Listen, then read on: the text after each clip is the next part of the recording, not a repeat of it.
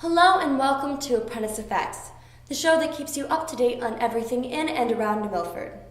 I'm your host, Erin Shaughnessy, here with an update for the week of January 16th. While the winter season is going strong, you begin to see more and more people wandering out on lakes and ponds while there's a thick cover of ice over them. Whether you're going ice skating, ice fishing, or snowmobiling, here are a few tips to keep you safe and above the surface this winter. Contact a local bait shop or lakeside resort to ask about ice conditions. Check ice thickness once you get there. Temperature, snow cover, currents, springs, and rough fish all affect the relative safety of ice. Ice is seldom the same thickness over a single body of water. It can be 2 feet thick in one place and 1 inch thick a few yards away. Check the ice at least every 150 feet using an ice chisel, auger, or cordless drill, and measure with a tape measure. If the ice thickness is 2 inches or less, stay off. At 4 inches, foot activities like ice skating is safe. At 5 inches is safe for snowmobile or ATV. Lastly, white ice or snow ice is only about half as strong as new clear ice. Double the above thickness guidelines when traveling on white ice. Follow this advice and you won't get cold feet or slip up when playing on the ice. Hello, and my name is Kevin with another update for you. Borman Bridge in New Milford was young at one point and now has aged over the years. Now it's possible to preserve the historical bridge of New Milford community.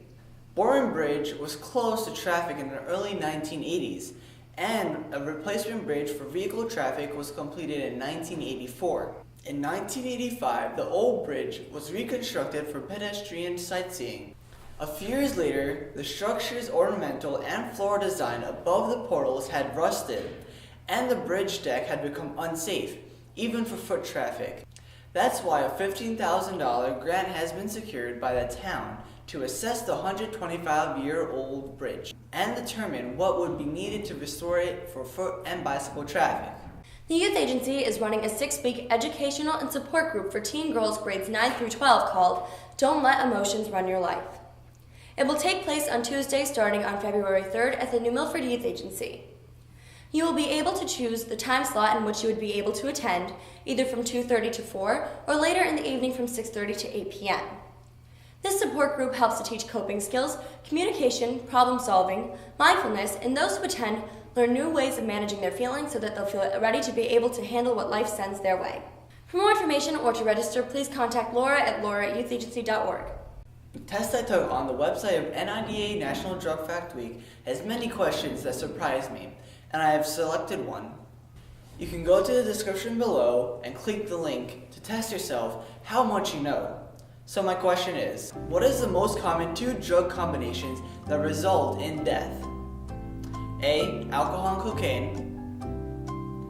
B. Marijuana and alcohol.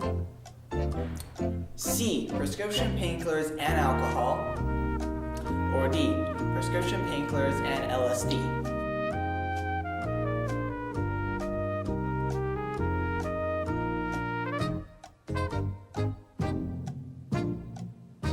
The correct answer is C. Mixing drugs is always dangerous, and some combinations interact in ways that particularly are deadly. The number of people who died from mixing opioids and alcohol increased more than 300% from 1999 to 2010. Please join us at the New Milford Firehouse for a roast benefit dinner. You may dine in or take out. Adult dinners will be $15. Children under the age of 12 will be $8, and kids under 4 will eat for free. All proceeds will go directly to their member and his family. The event will take place tomorrow from 2 to 5. The link for the event will be in the description below.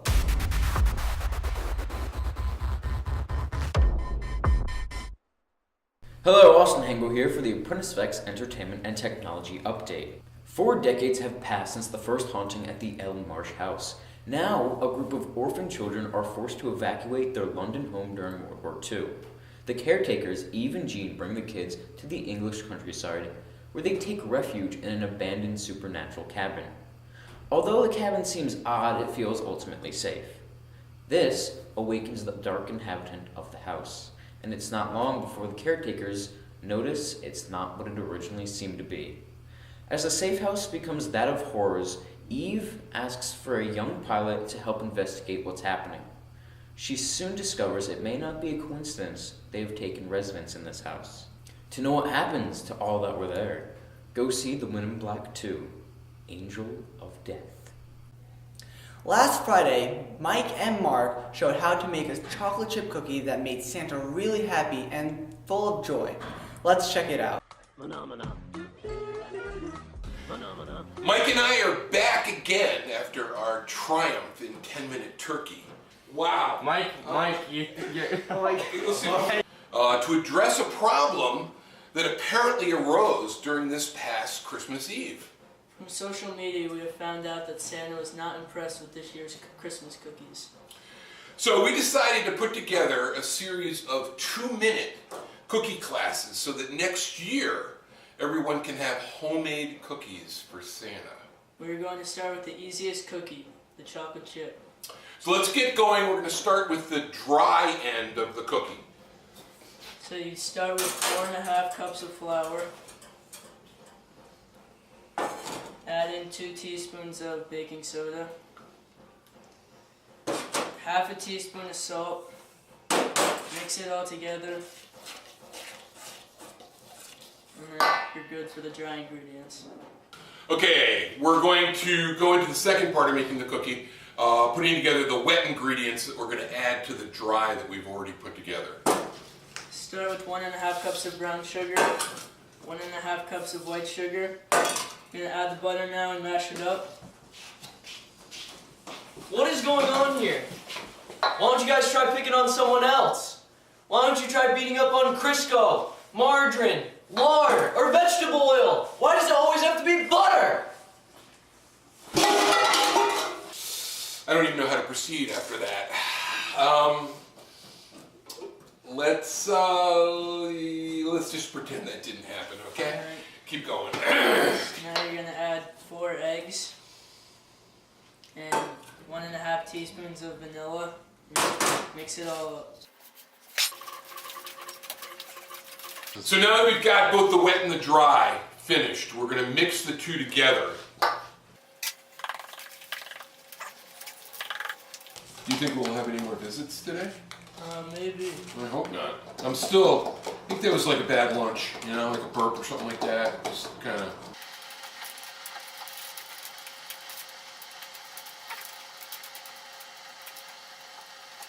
You can either use a mixer to do this, you can do it by hand, or you can literally do it by hand. Get rid of the spoon and just put your hands right in there and go for it. But so far we're doing pretty well here with the wooden spoons. So now we're ready for the last part of making this very simple cookie, and that's adding the chocolate chips. Okay, you ready? Yep. 4 cups of chocolate chips. Go. How many cups? 4. 4 cups of chocolate chips? Yep. Wow! Here we go again. It's always the chocolate chip. You can't use raisins or maybe nuts? How about you set on a cookie sheet at 350 and slowly melt?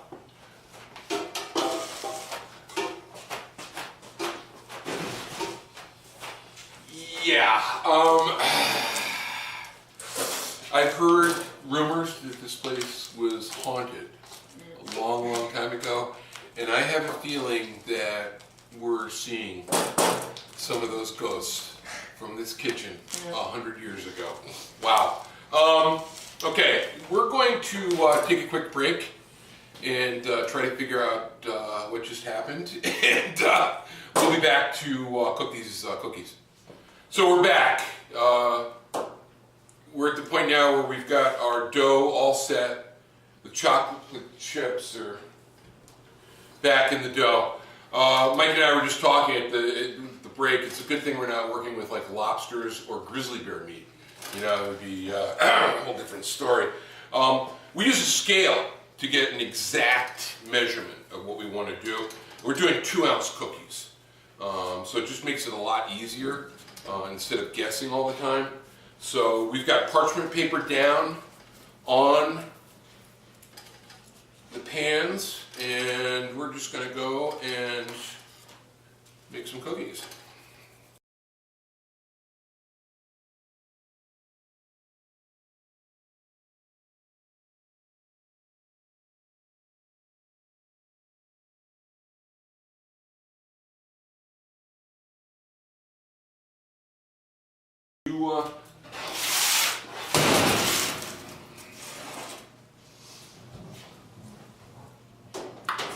350 for about 8 or 9 minutes. Then we're going to flip them and do another 8 or 9 minutes. So we've just taken the cookies out of the oven again, 250 for about 8 minutes, then flip them. And by flipping them, we switch racks. Bottom goes to top, top to bottom, and then another 8 to 10 minutes. These came out absolutely perfectly. You want to throw them onto the plate? Now these will freeze if you want to save them for later, but usually, you know, they go pretty fast.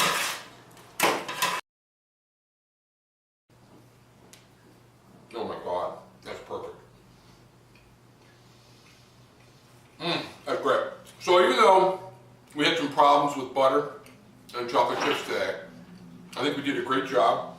And hopefully, if you try these next year, just before Christmas, you'll be able to set them out for Santa, and you'll be in for a big surprise. I think he's really going to like these. Are we done? Yeah. We're done. Okay, we'll see you guys next time.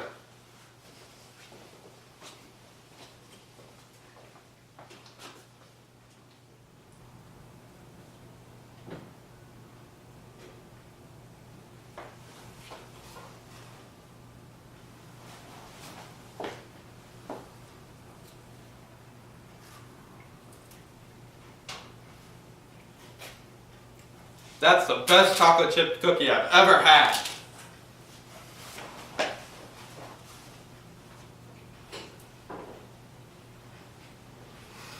Phenomena. Phenomena. Phenomena.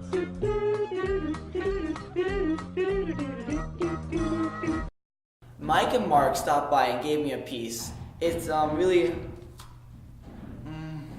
In this day of age, it seems anything is possible. 15 years ago, every piece of technology was but mere fantasy. When Netflix first came out, it was revolutionary. Signing up to essentially rent as many and any movie or TV show you wanted for only $9.99 a month. Netflix became so big, it caused Blockbuster to go virtually out of business. You know, that old place you'd have to walk in, look around for a movie you like, pay the rental fee, and leave. Yeah, that one. This has become so profitable, other companies are beginning to offer similar services. Beginning this past Tuesday, January 13th, PlayStation launched their Now subscriptions. Similar to GameFly, it has the same idea as Netflix, only allowing players access to hundreds, if not thousands, of games. The subscriptions will cost $19.99 a month or $44.99 for 3. Will this new form of buying and playing games cause GameStop to have a similar fate to Blockbuster? Just have to wait and see. Getting back on track to the annual Teen Nights Down at the Max, Saturday, January 24th, there will be an acoustic show with an $8 admission fee featuring many local artists. So come on down for a mellow night of music. The farmers market at the Max is coming to a close for the season. We will be selling our local made syrup at the market as well as many other wonderful locally made food products, so hurry down because tomorrow is the last farmers market for the season. You don't want to miss out on this wonderful chance to get delicious, locally grown food.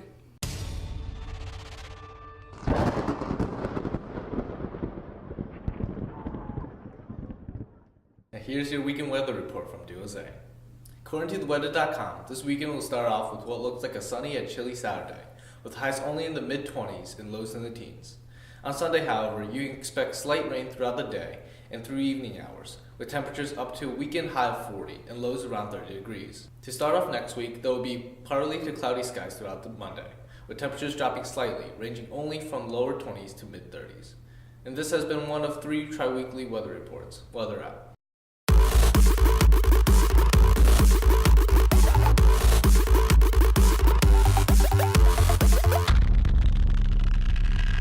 Hello, this is Cameron Weiss here with This Week in Sports. This week, Kirsten and I had the opportunity to film the girls' gymnastics meet and the girls' basketball game against Colby Cathedral. The girls' gymnastics team had a great meet, beating Newtown, Oxford, and Trumbull. The girls performed well at all aspects of the meet, including the bars, beam, floor, and vault. Michaela Dumas did outstanding on the vault, performing a round-off double backflip. Whoa. Also having great performances were seniors Lauren Wright and Erica Davidson. Next up was the girls basketball team facing off against Colby.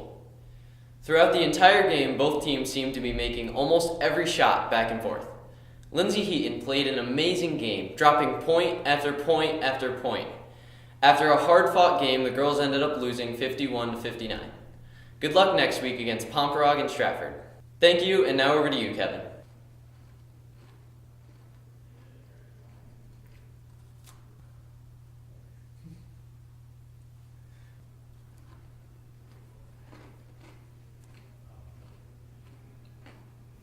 Kevin?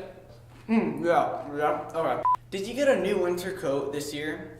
Is last year's jacket in a good shape but just a little too small for you? How about donating it to the New Milford Thrift Shop and ask for it to help a child in need from our New Milford Social Services? A few weeks back, we talked about the need for public transportation becoming more and more demanding as fossil fuels are running out, and New Milford might just be jumping on that bandwagon.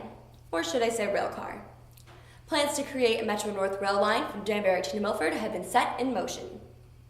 According to an article from the News Times, many officials believe that electrifying the Danbury branch is long overdue, and if it is finally done, it would reduce road congestion and make it easier to bring workers to their places of employment.